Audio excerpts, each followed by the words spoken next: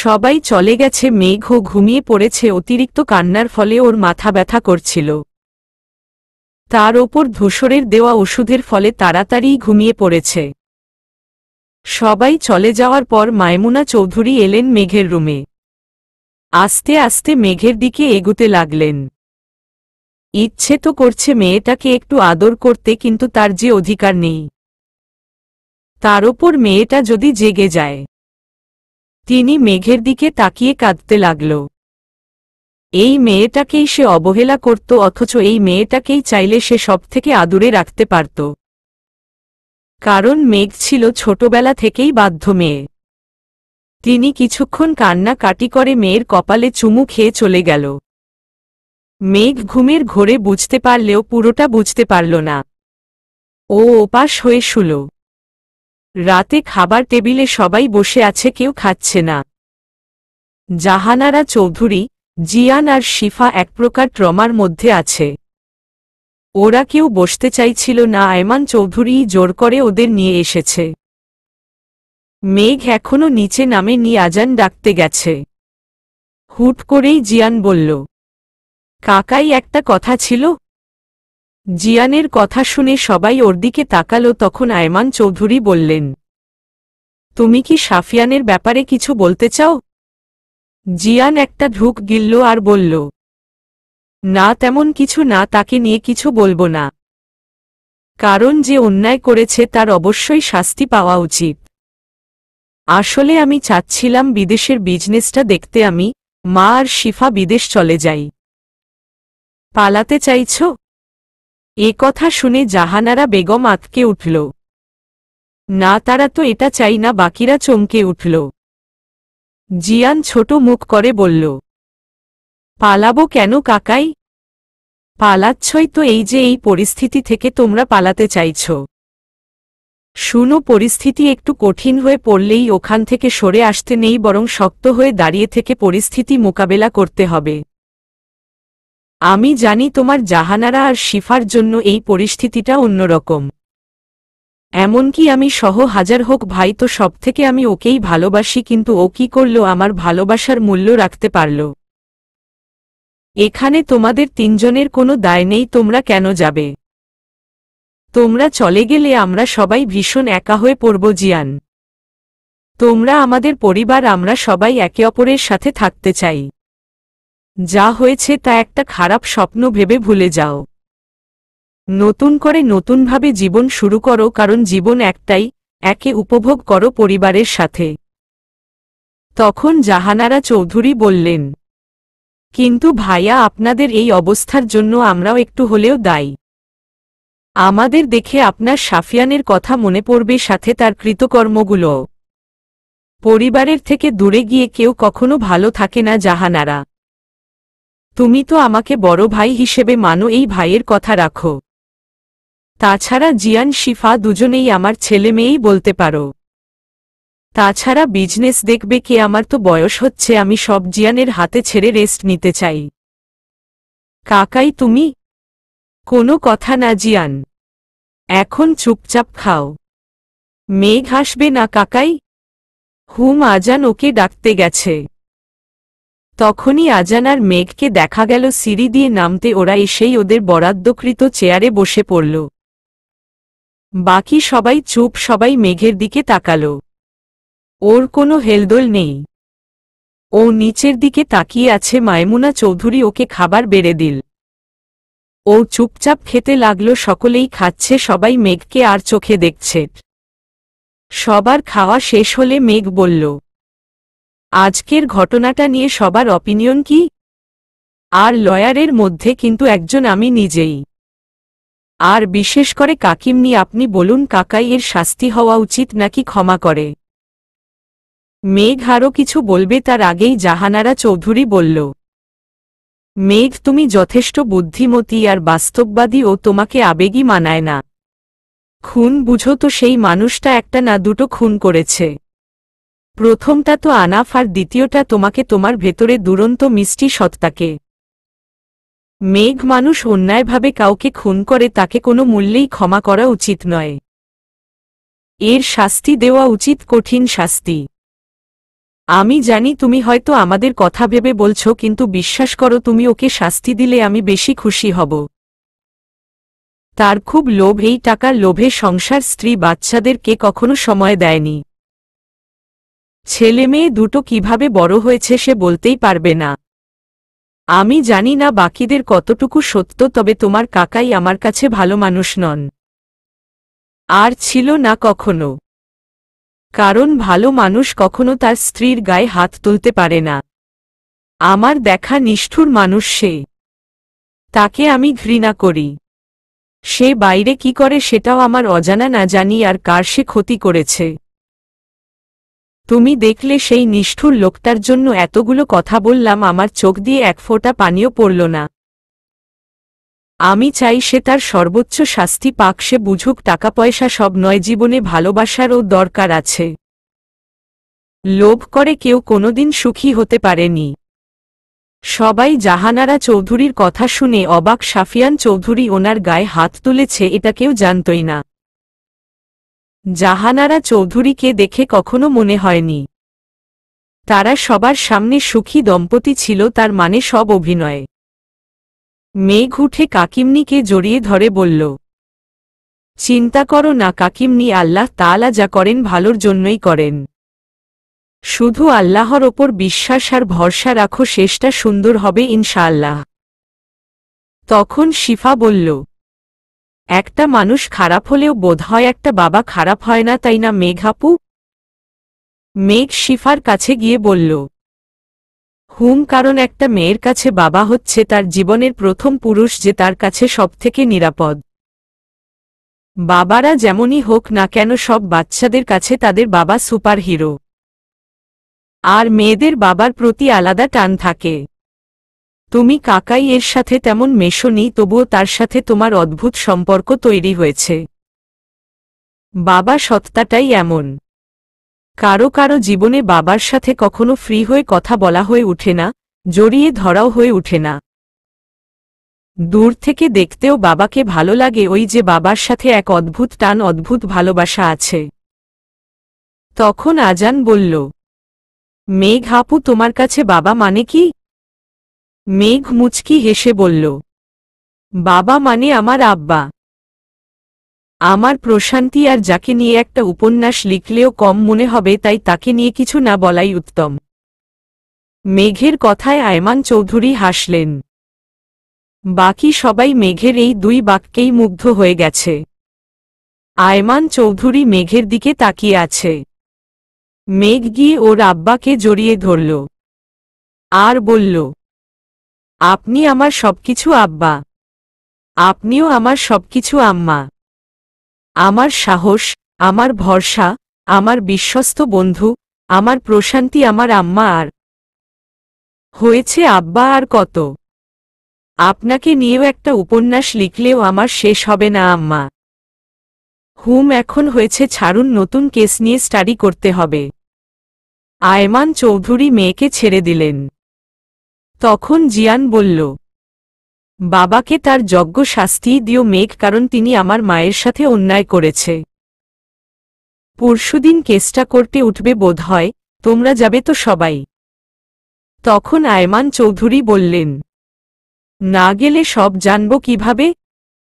তাছাড়া আয়না আশরাফের প্রিয়তমা কি করে হলো সেটাও তো আমরা জানি না, তাই না? সব জানতে পারবেন আব্বা, শুধু কেসটা করতে উঠুক। আচ্ছা আমি ওপরে গেলাম। মেঘ চলে গেল, সবাই যে যার মতো চলে গেল। মেঘ গিয়ে কাজ করতে লাগল। তার কিছুক্ষণ পর মায়মুনা চৌধুরী মেঘের রুমে গেল। মেঘ ওনার উপস্থিতি টের পেয়ে ও ঘুরল না, এমন ভাব যেন কেউ আসেইনি ওর রুমে। মায়মুনা চৌধুরী কিছুক্ষণ চুপ থেকে বলল, মেঘ। মেঘ তার দিকে ঘুরল, তার শীতল চাহনি। সে বলল, কিছু বলবেন? আসলে বলুন, আর একটু তাড়াতাড়ি বলবেন, আমার অনেক কাজ আছে। মায়মুনা চৌধুরী বড় একটা নিঃশ্বাস নিয়ে সাহস করে বলল, আমাকে কি ক্ষমা করা যায় না? আমি তো তোমার মাই, আমার দ্বারা ভুল হয়ে গেছে, প্লিজ মাফ করে দাও। মাইমুনা চৌধুরী মেঘের কথা শুনে হাসল। কি আছে এই হাসিতে? না পাওয়া মায়ের ভালোবাসা, নাকি জীবনের প্রতি ধিক্কার, নাকি মায়ের ওপর করা অভিযোগ? মাইমুনা চৌধুরী অদ্ভুত চোখে মেঘের হাসি দেখল। মেঘ বলল, বলুন তো, কোনোটার জন্য আপনাকে মাফ করব? আমাকে অবহেলা করার জন্য, নাকি ভালোবাসা না দেওয়ার জন্য, নাকি সবার সামনে আমার অপমানিত হওয়া দেখেও চুপ করে দেখার জন্য, নাকি আমাকে খুনি বলার জন্য, নাকি আমার শৈশব নষ্ট করার জন্য, নাকি আমার হাসি, আমার দুষ্টুমি শেষ করার জন্য? বলুন তো, কোনোটার জন্য আপনাকে ক্ষমা করব। আর কি বললেন মাই তো? শুনুন, জন্ম দিলেই মা হওয়া যায় না। মায়েরা তার সন্তান যেমনই হোক না কেন কোনোদিন অবহেলা করে না। তাদের অনেক দায়িত্ব থাকে সন্তানের প্রতি। আপনি আমার কোনো দায়িত্ব পালন করেছেন? আমার পছন্দ অপছন্দ আপনি জানেন না? জানেন না? আর আজ যদি সত্যিটা সামনে না আসতো তাহলে কি করতেন আপনি? সারা জীবন এভাবেই চলত। মা হয়েছেন দেখে কি আপনি সব করতে পারেন? না, পারেন না। সব কিছুরই একটা লিমিট থাকে, কিন্তু আপনি তা পার করেছেন। কোনো মা তার সন্তানকে খুনি বলে? কোনো মা তার সন্তানকে সারা জীবন অবহেলা করে? কোনো মা আপনার মতো মিসেস মাইমুনা চৌধুরী? মেঘের দৃষ্টি স্থির, কিন্তু মাইমুনা চৌধুরীর চোখে পানি। মেঘ যা বলেছে সব সত্যি। মেঘের কথায় তার কান্নার বেগ বেড়ে গেল। তিনি কান্না ভেজা কণ্ঠে বলল, আমাকে কি সব ভুলে একটু কাছে নেওয়া যায় না? আমার ভীষণ কষ্ট হচ্ছে মেঘ, তুমি এই কষ্ট থেকে মুক্তি পেতে সাহায্য করো প্লিজ, আমাকে মাফ করে দাও। মেঘ আবারও হাসি মুখে বলল, আনাফের মৃত্যুর পর সব ভুলে আপনি কি আমাকে কাছে নিতে পারতেন না? এক সন্তান হারিয়েছে তো কি হয়েছে, আরেকজনকে তো মৃত্যু থেকে বাঁচাতে পারতেন। আপনি জানেন আমার রোজ মৃত্যু হতো। সেদিন আনাফের সাথে আমার হাসি, আমার দুষ্টুমি, আমার শৈশবের ও মৃত্যু হয়েছিল শুধুমাত্র আপনার জন্য। কি করে ভুলে যাব আমি বলুন? একটা বাচ্চার জন্য তার শৈশব কি আপনি জানেন তো? সে অতীতে কোনো সময়টাতে যেতে, এটা সবাইকে জিজ্ঞেস করলে সবাই বলে শৈশবে ফিরে যেতে চাই, অথচ আমি অতীতে যেতেই চাই না। কারণ আমার অতীত আমার জন্য মধুর কিছু বয়ে আনেনি, যা ছিল সব তিক্ততা। আপনাকে ক্ষমা করে সব ভুলে গেলে কি আমি আমার শৈশব ফিরে পাব, নাকি আমার ভালো লাগা, আমার হাসি খুশি শৈশব? যদি বলেন সব পাব তাহলে আপনাকে ক্ষমা করে দেব যান। মাইমুনা চৌধুরী অবাক চোখে মেঘের দিকে তাকিয়ে আছে। মেঘ এতদিন তাও ওর সাথে ভালোভাবে কথা বলতো, যেটুকুই বলতো, কিন্তু আজকের মেঘ আলাদা, হয়তো অসুস্থ অবস্থায় ওই কথাটা বলেছিল বলে। মেঘ বলল, নিশ্চয়ই যারা মানুষকে অন্যায়ভাবে কষ্ট দেয়, আল্লাহ তাআলা তাদের শাস্তি প্রদান করবেন। মুসলিম হাদিস 2613। এটার মানে বুঝতে পারছেন? তার মানে এখন আপনি যে কষ্টটা পাচ্ছেন সেটা আমার জন্য নয়, আপনি এটা ডিজার্ভ করেন।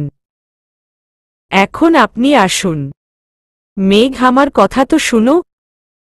দুঃখিত, এখন শুনতে পারছি না, আপনি আসুন, আমার কাজ আছে।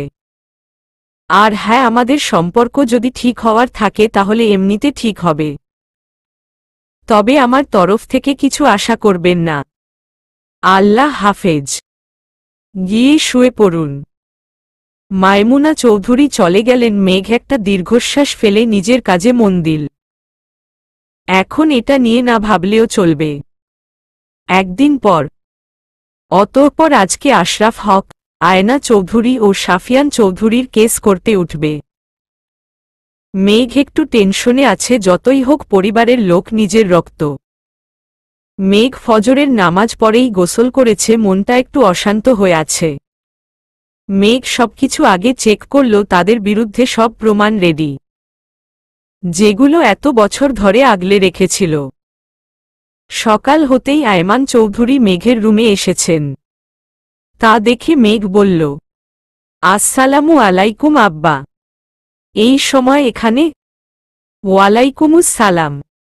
আপনাকে শুভকামনা জানাতে এলাম। ইনশাআল্লাহ এবারও আপনার জয় নিশ্চয়ই হবে। ইনশাআল্লাহ আব্বা, সব ঠিকই হবে আব্বা। আপনার কি খারাপ লাগছে আব্বা? খারাপ তো লাগবেই, হাজার হোক ভাইবোন, তবে ওরা যা করেছে তা সবকিছু ভুল করেছে। আচ্ছা আম্মা, আপনি রেডি হন, আমি আসছি। হুম। মেঘ নিজের মতো রেডি হয়ে নিচে নামলো। আজকের পরিবেশটা বেশ গুমোট। সবাই করতে যাবে, সকলে একসাথে খেয়ে নিল, কিন্তু কার মধ্যে কোনো কথা হলো না। ধূসর আসবে মেঘকে নিতে, বাকি সবাই একসাথে যাবে। মেঘ একটু আগে যাবে। মেঘ খেয়ে নিকাব বেঁধে সব গুছিয়ে নিচে আসলো। সবার থেকে বিদায় নিয়ে বাইরে এলো। ধূসর গাড়ির সাথে হেলান দিয়ে দাঁড়িয়ে আছে। মেঘকে দেখেই ধূসর বলল, আসসালামু আলাইকুম মিসেস। ওয়ালাইকুমুস সালাম। বাড়ির সবাই ঠিক আছে? হুম আলহামদুলিল্লাহ। এখন চলুন যেতে যেতে কথা বলি। হুম। মেঘ আর ধূসর গাড়িতে উঠল। ধূসরের পাশে মেঘ বসে পড়ল। ধূসর গাড়ি স্টার্ট করল। হুট করে মেঘ বলল, আপনাদের বাড়ির সকলে করতে আসবে কি? হুম আসবে। মেঘ, হুম। খারাপ লাগছে? না, কারণ তারা আমার রক্ত হলেও কোনোদিন আমার লাইফে এক্সিট করেনি। তবে আব্বার জন্য খারাপ লাগছে, কারণ আয়না চৌধুরীকে আব্বা তেমন ভালো না বাসলেও সাফিয়ান চৌধুরীকে আব্বা খুব ভালোবাসে। হুম। দেখো, সবকিছু ঠিক হবে ইনশাআল্লাহ। নিশ্চয়ই যারা মানুষকে অন্যায়ভাবে কষ্ট দেয়, আল্লাহ তাআলা তাদের শাস্তি প্রদান করবেন। মুসলিম হাদিস 2613। এই হাদিসটা ধূসরের মুখে শুনে মেঘ সেদিন রাতের কথা মনে করে হাসল। তা দেখে ধূসর বলল, হাসছ কেন? কিছু না, এমনি। ওদের মধ্যে আরও কিছুক্ষণ কথা হল। করতে এসেই মেঘ নিজের বরাদ্দকৃত অফিসে চলে গেল। অতঃপর সকলেই করতে পৌঁছাল। আশরাফ হক, আয়না চৌধুরী আর সাফিয়ান চৌধুরীকে পুলিশ নিয়ে এলো। সবাই যেন দেখেও দেখল না, কিন্তু মেঘ এগিয়ে গেল ওনাদের দিকে। তা দেখে সকলে অবাক হল। মেঘ গিয়ে সাফিয়ান চৌধুরী আর আয়না চৌধুরীর সামনে দাঁড়িয়ে বলল, কি হলো, অবাক হলে নাকি তোমরা? অবাক হওয়ার কিছু নেই, শুধু তোমাদের কিছু কথা বলতে এলাম। কারণ তোমাদের শাস্তি তো হবেই। আল কোরআন এ আছে, পাপ ও সীমালঙ্ঘনের ব্যাপারে একে অন্যের সহায়তা করো না, আল্লাহকে ভয় করো। নিশ্চয়ই আল্লাহ তাআলা কঠোর শাস্তিদাতা। আল মাইদা 2। তোমরা তো প্রাধান্য দাও কেবল পৃথিবীর এই বৈশ্বিক জীবনটাকে, অথচ পরকালীন জীবনটাই উত্তম এবং স্থায়ী, অনন্তকাল। সূরা আল আলা 1617। এই দুটো আয়াতের মিনিং বুঝতে অসুবিধা হচ্ছে না, তাই না? সমস্যা নেই, তোমাদের বেশি শাস্তি দেব না, যা তোমাদের প্রাপ্য তাই দেব, হাজার হোক রক্ত কিনা। আর আশরাফ হকের সামনে গিয়ে বলল, মিস্টার আশরাফ হক, নিজেকে শাস্তি গ্রহণ করার জন্য প্রস্তুত করুন, কারণ আপনাকে আমি অবশ্যই সর্বোচ্চ শাস্তির জন্য ব্যবস্থা করব। তখন আশরাফ হক হেসে বলল, তুমি আমাদের সেরকম কিছুই করতে পারবে না। আমার লোক দ্বারা এখনকার বেস্ট লয়ার আমি হায়ার করেছি। তুমি তো দুদিনের লয়ার, তার সামনে তুমি টিকতে পারবে না। তাকে শুনি সেই লয়ার। সবথেকে বড় কথা, এখানে ছোট বড় কোনো লয়ার দেখা হয় না। যা সত্য তাই প্রকাশিত হয়, আর সর্বদা সত্যের জয় হয়। তাই মতো বড় লয়ারই হোক না, আমার কোনো মাথা ব্যথা নেই, কারণ আমি জানি সত্যটা কি। কিন্তু কি বলো তো মেঘ, যখন সত্যের থেকে মিথ্যা বেশি ক্ষমতাশালী হয় তখন মিথ্যাটাই জয় পায়। তাছাড়া আমার লয়ার এখনকার বেস্ট লয়ার কমেগ, বুঝেছ? তুমি তার সামনে টিকতে পারবে না, আজ পর্যন্ত সে কোনো কেস হারেনি। এ কথাটা শুনে মেঘ হাসল, খুব করে হাসল। সকলে অবাক। মেঘ হাসি থামিয়ে বলল, সিরিয়াসলি আশরাফ হক তোর লয়ার সে? তুই ওকে কখনো সামনাসামনি দেখেছিস? সামনাসামনি না দেখলে কি হবে, শুনেছি he is a best lawyer in that time. No no not he, this is C and I am K A Megh ওরফে কাসফিয়া আয়মান মেঘ। এ কথা শুনে যেন তিনজনের মাথায় বাজ পড়ল। মেঘ হেসে বলল, তোর লোকদের কাছে থেকে খবর নিস নিশে কেসটা নেয়নি নাকি তোকে জানাতে ভুলে গেছে? আর হ্যাঁ, কমেঘ কখনো অন্যায়ের সাথে যায় না। সে কেস নিলেও আগে সত্যতা যাচাই করে নেয় যে কেসটায় আসলে কে দায়ী। তখন একজন পুলিশ বলল, ম্যাম এখন যান, সময় হয়ে গেছে। ওকে, বেস্ট অফ লাক আশরাফ হক। মেঘ চলে গেল। তিনজনে অবাক চোখে ওর যাওয়া দেখল। তিনজনের কেউ বোধহয় এই জিনিসটা ভাবতে পারেনি। অতঃপর সময় হলে সকলে কোর্টের ভেতরে চলে গেল। মেঘ ভেতরে ঢুকে তার ডিফেন্স লয়ারকে দেখল, তিনিও স্বনামধন্য একজন ব্যারিস্টার। অতঃপর কোর্টের কাজ শুরু হল। আগে সাফিয়ান চৌধুরী আর আয়না চৌধুরীর আনাফের মার্ডার কেস নিয়ে আলোচনা হবে, পরে আশরাফ হকেরটা। সাফিয়ান চৌধুরী আর আয়না চৌধুরীকে কাঠগড়ায় উঠানো হল। কার্যক্রম শুরু হল। মেঘ ওনাদের সাথে কথা বলার জন্য কোর্টের নিকট থেকে অনুমতি চেয়ে নিল। মেঘ ওনাদের সামনে দাঁড়াল। অতঃপর, তো মিস্টার সাফিয়ান চৌধুরী, প্রথমে আপনার কাছে প্রশ্ন। প্রশ্নটা হলো, 6 বছর বয়সী আনাফ চৌধুরী আপনার কি ক্ষতি করেছিল যে তাকে আপনার মারতে হল? সাফিয়ান চৌধুরী মেঘের দিকে তাকালো, আবার পরিবারের সকলের দিকে তাকালো। তারা সবাই তার দিকেই তাকিয়ে আছে। তিনি শক্ত স্বরে বলল, আমি মারিনি ওকে, ও তো সিঁড়ি থেকে পড়ে গিয়েছিল। এই মিথ্যা কথা বলার কারণ এখন, তাও আবার করতে দাঁড়িয়ে। 2 দিন আগে আপনাকে পুলিশে ধরে নিয়ে এসেছে, কই তখন তো কিছু বললেন না। তখন অন্য লয়ার বলল, অবজেকশন মহামান্য আদালত। আমার সহযোগী লয়ার বোধহয় একটু বেশিই ভেবে ফেলছেন। তখন বলেননি, কারণ হয়তো তখন বলার কোনো পরিস্থিতি ছিল না। ওহ আচ্ছা, তাই নাকি? তাহলে মিস্টার শেখ, আপনিই বলুন, যদি আপনাকে কেউ মিথ্যা অভিযোগে গ্রেফতার করে তাহলে পরিস্থিতি তাই হোক না কেন, আপনি কি চুপ করে থাকবেন? অবশ্যই নয়, তাই না? কারণ পুলিশের হাতে গ্রেফতার হওয়া যেন তেনো ব্যাপার নয়। মহামান্য আদালত, আমাকে কথা বলার সুযোগ দেওয়া হোক এবং আমাকে সকল প্রকার প্রশ্ন করতে দেওয়া হোক। তখন কোর্ট ওকে অনুমতি দিল। মেঘ আবারও সাফিয়ান চৌধুরীর কাছে গিয়ে বলল, তো সাফিয়ান চৌধুরী, আপনিই বলুন এর কারণ। আমি মিথ্যে বলছি না, কারণ আমি সত্যিই আনাফকে ফেলিনি। ওহ আচ্ছা, তাহলে আয়না চৌধুরী, আপনি বলুন, আপনি তো নিজ চোখে দেখেছিলেন তাকে ফেলে দিতে, নাকি আপনি কিছুই দেখেননি? তখন আয়না চৌধুরী বলল, আমি কিছুই দেখিনি। আচ্ছা, মেনে নিলাম। তো আপনাকে বলুন তো, কিসের অভিযোগে পুলিশ গ্রেফতার করেছে?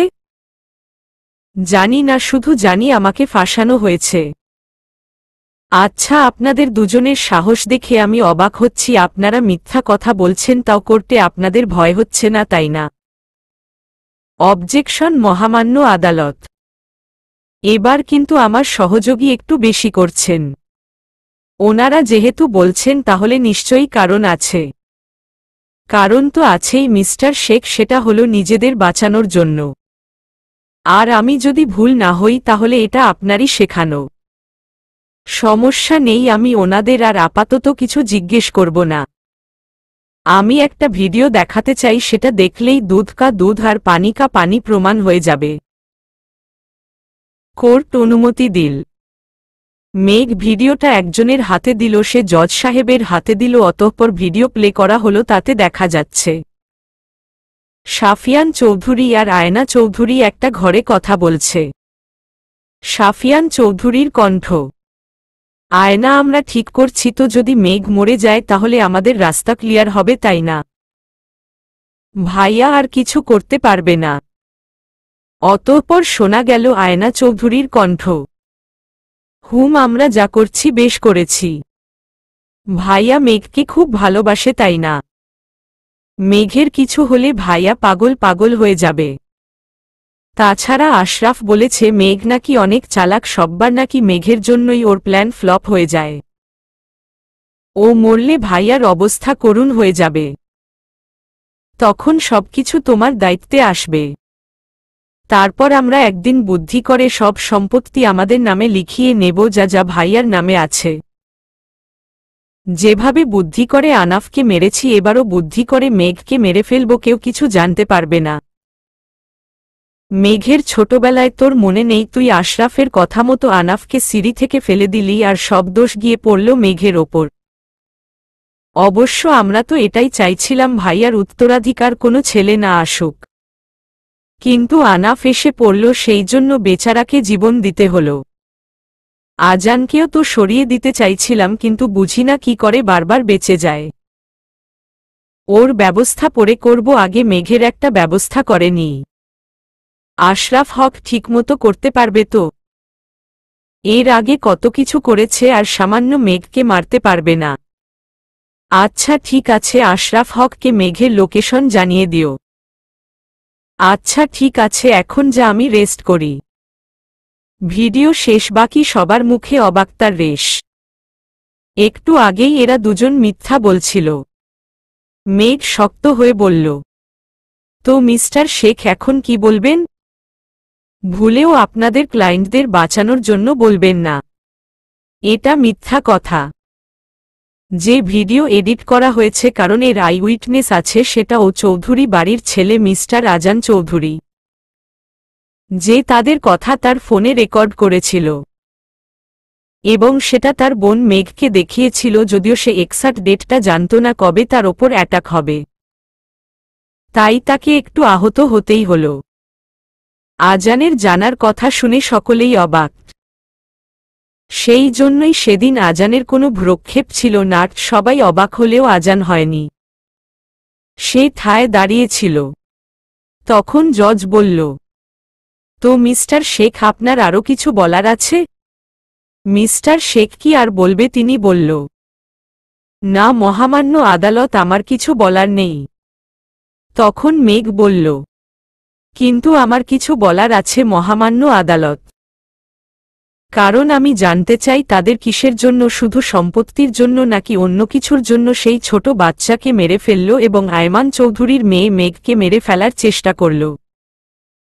কোর্ট অনুমতি দিল। মেঘ এগিয়ে গিয়ে বলল, আয়মান চৌধুরী কি আপনাদের কোনো কিছু থেকে বঞ্চিত করেছিল, যে আপনাদের এটা মনে হলো আয়মান চৌধুরী আপনাদের সম্পত্তি দেবে না, তার জন্য এরকম পদক্ষেপ নিতে হল? তখন সাফিয়ান চৌধুরী বলতে শুরু করল, মিস্টার আয়মান চৌধুরী ছিল বাবার আদরের ছেলে। আমার থেকে 3 বছরের বড় ভাইয়া, সবসময় ভাইয়াকে নতুন দেওয়া হতো আর আমাকে তার ইউজ করা। ভাইয়ার একটা সাইকেল থাকা সত্ত্বেও নতুন বড় সাইকেল কিনে দিলে আমি তা দেখে সাইকেল চাইলে আমাকে বলা হলো আয়মান চৌধুরীর পুরনো সাইকেল চালাতে, কারণ ওটা নাকি ছোট ছিল, আমার জন্য পারফেক্ট। নতুন ব্যাট চাইলে আয়মান চৌধুরীর পুরনো ব্যাট দেওয়া হতো। এমনকি কখনো কখনো আয়মান চৌধুরীর টি-শার্টও আমাকে দেওয়া হতো পরার জন্য। তাই আমার মনে একটা জিদ তৈরি হয়, আমি আয়মান চৌধুরীর থেকে বেশি বড়লোক হব, তার আন্ডারে আমি থাকব না। এটাকে বোধহয় বলে ব্যক্তিগত আক্রোশ। কিন্তু যেখানেই যাই না কেন, সব জায়গায় আয়মান চৌধুরীই বেস্ট ছিল। এমনকি জাহানারা ও তার ব্যাপারে বলতো, ভাইয়া কত ভালো, সবকিছু কত সুন্দর করে হ্যান্ডেল করে। এর জন্য ওকেও আমার সহ্য হতো না। আমি ওর গায়ে হাত তুলতাম, এমনকি নিজের ছেলেমেয়ের প্রতিও কোনো দায়িত্ব পালন করিনি। আমি আয়মান চৌধুরীর থেকে বেরুতেই পারছিলাম না। দিনে দিনে তার ওপর যেন বিতৃষ্ণা এসে গেল, তাকে আমার সহ্যই হতো না, মনে হতো এখনই মেরে দিই। তার এই এত এত ভালো আমার সহ্য হচ্ছিল না, তাই তাকে নিঃস্ব করতে চাইতাম, তার থেকে সব কেড়ে নিজের করতে চাইতাম। এই সব কিছু আমার পক্ষে একা করা সম্ভব ছিল না। তখন দেখা হয় আশরাফের সাথে, যে ভাইয়ার বন্ধু ছিল, একসময় পরে সে তার শত্রু হয়ে উঠেছিল। আমি যে ভাইয়ার ওপর খুশি না, এটা সে আন্দাজ করেছিল। আমার সাথে দেখা হলে সে আমার থেকে সব জেনে নেয় এবং তখন আমাকে তার সাথে হাত মেলাতে বলে। তখন থেকেই আমরা বিভিন্ন প্ল্যান করতে থাকি। আর আয়নারটা আমি জানি না। সবাই সব শুনে চুপ। আয়মান চৌধুরীর চোখে পানি ছলছল করছে। তার ভাই তাকে কোনোদিন ভালোবাসেনি। আজান তার বাবার পাশে বসেছে, সে তার বাবার হাত ধরল। মেঘ একটা দীর্ঘশ্বাস ফেলে বলল, তো এবার আয়না চৌধুরী আপনি বলুন তার ওপর এত আক্রোশের কারণ। শুধু তার না, মেঘের ওপর আপনার এত আক্রোশ কিসের? আয়না চৌধুরী বলল, মেঘের ওপর আমার তেমন আক্রোশ নেই, তার শুধু একটাই অপরাধ যে আয়মান চৌধুরী তাকে বেশি ভালোবাসে। তার মেয়ের অপমান করলে তার মেয়ে কষ্ট পাবে, আর তা দেখে আয়মান চৌধুরী কষ্ট পাবে। আয়মান চৌধুরী আমার বড় ভাই, কিন্তু সে আমার কোনো ভালোটা করেছে। সে জানত আমি স্কুল থেকেই আশরাফকে পছন্দ করতাম এবং আশরাফও আমাকে পছন্দ করে। তারপরেও সে কেন বাবাকে বলল না আমার বিয়ে আশরাফের সাথে দিতে? সব জেনেও সে চুপ করেছিল। আমার বিয়ে হয়ে গেল এমন একজন মানুষের সাথে, তাকে আমি কোনোদিন ভালোই বাসিনি, আমি তো শুধু আশরাফকে ভালোবাসতাম।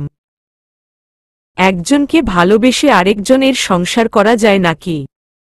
দিন যেতে লাগলো, লোকটা ভালো ছিল, আমাকে খুব আগলে রাখত। একটা সময় তার ওপর আমি ফুটবল হয়ে পড়ি। তারপর আমার ছেলে মেয়ে হয়। কিন্তু একদিন আমি আশরাফের কথা তাকে জানাই, সেই থেকে সে আমাকে অবহেলা করতে শুরু করে। হয়তো তার স্ত্রী অন্য কাউকে ভালোবাসে, সেটা তার সহ্য হয়নি। তারপর থেকে ভুল হলেই সে আমাকে আশরাফকে নিয়ে গালিগালাজ করত, যদিও কোনোদিন আমার গায়ে হাত তুলেনি। তার বছর 2 পর আশরাফের সাথে দেখা হয়। আশরাফ নাকি আমার জন্য বিয়ে করেনি, সে এখনও আমার জন্য অপেক্ষা করে আছে। সে এটাও বলে সে নাকি বাবার কাছে প্রস্তাব নিয়ে গেছিল, কিন্তু আয়মান চৌধুরী তাকে মেরে বাড়ি থেকে বের করে পুলিশে দিয়েছে। পুরনো ভালোবাসা জেগে উঠল। সব রাগ গিয়ে পড়ল ভাইয়ার ওপর। আমি সেই লোকটার এত অপমান সহ্য করতে পারছিলাম না, তাই লোকটার সাথে সম্পর্ক ছিন্ন করে চলে আসি আর মনে মনে প্রতিজ্ঞা করি আমি যেভাবে সংসারে সুখী হতে পারিনি, তেমনটা আয়মান চৌধুরীকেও সুখে থাকতে দেব না। আশরাফের সাথে যোগাযোগ ছিল, ওর সাথে মিলে বিভিন্ন প্ল্যান করি যাতে ভাইয়াকে শেষ করে ফেলা যায়। সব শুনে আয়মান চৌধুরী স্তব্ধ। তখন তিনি দাঁড়িয়ে বলল, আমি কিছু বলতে চাই মহামান্য আদালত। আমি চাই না আমার ভাইবোন আমার বিষয়ে কিছু ভুল ধারণা রাখুক। কোর্ট অনুমতি দিল। আয়মান চৌধুরী কাঠগড়ায় দাঁড়াল। তিনি তার ভাইবোনের দিকে তাকাল। তারা মুখ ফিরিয়ে নিল। তিনি মেঘের দিকে তাকাতেই মেঘ চোখ দিয়ে আশ্বাস দিল। তিনি বলতে শুরু করল, আমার ভাইবোন যে অভিযোগগুলো করছে তা কি আদৌতে সত্য জানি না কতটুকু সত্য, তবে আমি বলতে চাই যা আমার কাছে সত্য। আমার বাবার আদরের ছেলে ছিলাম, সেটা ঠিক আছে। তবে নতুন সাইকেল, নতুন ব্যাট, নতুন জামাকাপড় সব আমি পরেছি, আর সাফিয়ানকে পুরনো দেওয়া হতো, কারণ আমরা তখন বড় লোক ছিলাম না। আমার বাবা একজন মধ্যবিত্ত পরিবারের সন্তান ছিলেন, তাই সবকিছু নতুন দেওয়া সম্ভব ছিল না। যা প্রয়োজন শুধু সেটাই দেওয়া হতো। তবে আমার বাবা খুব করে চাইতো সবাইকে নতুন জিনিস দেওয়ার। এর থেকে যদি কারো ব্যক্তিগত আক্রোশ তৈরি হয় তাহলে আমার কিছু করার নেই। তবে আমি আমার ভাইকে খুব ভালোবাসি। সে যদি মুখ ফুটে বলতো ভাইয়া আমি সব সম্পত্তির মালিক হতে চাই, তাহলে অবশ্যই আমি তাকে দিতাম। কিন্তু সে মুখ ফুটে কিছু বলেইনি। আমিও ভেবেছি আমার ভাই একজন বাধ্য ভাই, সে তার ভাইয়ের সিদ্ধান্তকে সম্মান করে। তার মতো ভালো ভাই এই দুনিয়াতে হয় না, এটা ছিল আমার ভুল, যার জন্য এত কিছু হলো। আর আয়না, তোর অভিযোগ আমি কেন আশরাফের কথা জেনেও তোর সাথে ওর বিয়ে দিইনি, এর কারণ আশরাফ ছিল একজন ড্রাগ এডিক্টেড, তাছাড়া ও বিভিন্ন খারাপ কর্মকাণ্ডের সাথে জড়িত। তাছাড়া ও এহসানের বোন শিরিনকে ভালোবাসত শুধু আমাকে শেষ করার জন্য আর নিজেকে বাঁচানোর জন্য তোকে মোহরা বানিয়েছিল, কারণ আমি তার অপকর্মের কথা জেনে গিয়েছিলাম। এহসান ও নিজের বোনকে আশরাফের সাথে বিয়ে দেয়নি দেখে এহসান ও আশরাফের আক্রোশের রোষানলে পড়ে যায়, যার জন্য সে তার জীবনে অনেক কিছু হারিয়েছে। ব্যাস এটুকুই বলার ছিল। আয়মান চৌধুরী কাঠগড়া থেকে নেমে পড়লেন। সবাই সব শুনে স্তব্ধ প্রায়। সব শুনে সাফিয়ান চৌধুরী আর আয়না চৌধুরীও থমকে গেছে, তারা ভাবতেই পারেনি তাদের অগোচরে এত কিছু হয়েছে। অতঃপর কোর্ট তাদের শাস্তি নির্ধারণ করল। তারাও চুপচাপ মেনে নিল।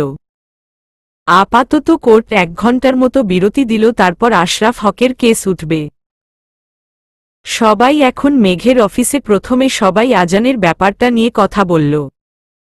মেঘ বুঝতে পারল তার আব্বার মনের অবস্থা। সে তার আব্বার হাত ধরে বলল, আব্বা, সূরা ইউসুফ কত সুন্দর, তাই না? এটা আমাদের শেখায় কাছের মানুষগুলো বিশ্বাসঘাতকতা করতে পারে, ভাঙা হৃদয় ভালোবাসা দিয়ে সারিয়ে তুলতে পারে, কষ্টের পর সচ্ছলতা আসে, দুঃখী হওয়া আর অকৃতজ্ঞ হওয়া সমান নয় এবং ধৈর্যশীল মানুষদের শেষ পরিণতি সুন্দর হয়। সংগৃহীত। মন খারাপ করবেন না আব্বা, যা হয়েছে সেখানে আপনার কোনো দোষ নেই। দোষ তাদের যারা আপনাকে ভুল বুঝেছে।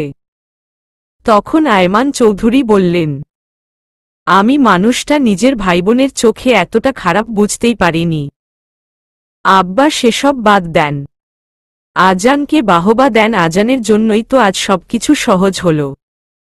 তখন ধূসর বলল, আজান এই সব করল কিভাবে? তখন আজান বলল, আপুর গুলি লাগার 3 দিন আগে আমি আমার রুমে যাচ্ছিলাম, হুট করেই মেঘ আপুর নামে কিছু শুনতে পেলাম। মেঘ আপু আমাকে এর আগে বলেছিল আয়না ফুপি মেঘ আপুর ভালো সহ্য করতে পারে না। মেঘ আপুর নাম শুনে কোনো কিছু না ভেবেই ভিডিও অন করি, কারণ পরে মেঘ আপুকে দেখাতে হবে তার নামে কি চুগলি করছে তারা। সব শুনে আমি চমকে উঠি। সব শুনে আমি দৌড়ে ওখান থেকে চলে যাই।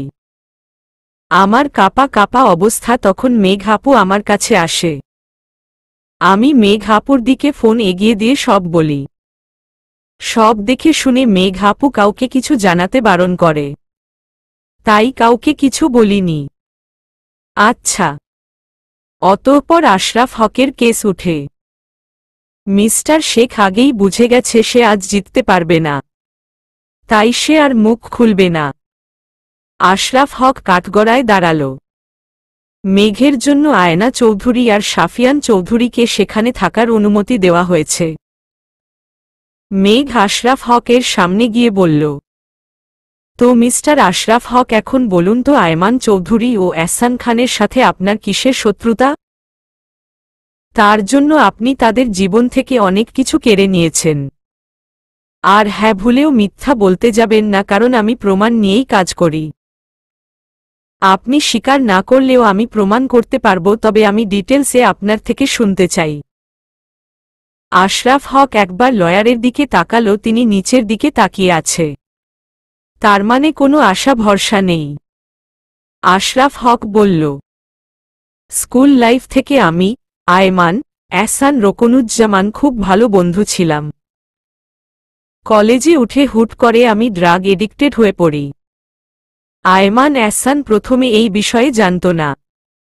পরে জেনেছে আমি যখন অনার্স 2য় বর্ষে পড়ি। তারা আমাকে বারবার বলেছে সেখান থেকে ফিরে আসতে তারা সাহায্য করবে, কিন্তু আমি শুনিনি। এরপর আমি ওদের থেকে সম্পর্ক ছিন্ন করি। কিন্তু ওরা আমার ভালো চায় বলে আমার বাবার কাছে গিয়ে সব বলে দেয়। আমার বাবাও আমাকে সরে আসতে বলে, ড্রাগ এডিক্টেড ছিলাম বলে বাবার সাথে রাগারাগি হয়, তিনি আমায় ত্যায্যপুত্র করে। তখন সব রাগ গিয়ে পড়ে ওদের দুজনের ওপর। তখন থেকেই ওদের শেষ করার ইচ্ছে হয়, কারণ ওদের দুজনের জন্যই বাবা আমাকে ত্যায্যপুত্র করেছে। এদিকে টাকা না থাকায় ড্রাগ পাচ্ছিলাম না। টাকার জন্য একজনকে খুন করি, তার থেকে টাকা পয়সা সব নিয়ে নিই। তখন থেকেই শুরু হয় অন্ধকার জগতে পথ চলা। এক ভাই আমাকে সাহায্য করে, আমি তার সাথে মিলে ড্রাগের ব্যবসা শুরু করি। এভাবেই দিন যাচ্ছিল, কিন্তু একদিন ওদের দুজনের নজরে আমি আর আমার কর্মকাণ্ড পড়ি। ওরা পুলিশকে খবর দেয়। আমি কোনোরকম পালিয়ে অন্য জায়গায় যাই। ওরা আর আমাকে পায় না। আমি জানতাম না এহসানের বাড়ি সিলেট ও ওর মামার বাড়ি ঢাকা থেকে পড়ত। আমি এহসানের বোন শিরিনের প্রেমে পড়ে যাই। আমি শিরিনের ওপর নজর রাখতে শুরু করি। শিরিন ও আমার প্রতি দুর্বল হয়ে পড়ে। তখন আমি অনার্স 4র্থ বর্ষে পড়ি। আমি একদিন তাকে প্রপোজ করি ও বলে তার বাবা ভাইয়ের সাথে বিয়ের কথা বলতে। ড্রাগসের ব্যবসা ভালোই চলছিল, তাই আমি ওর বাবার সাথে কথা বলি।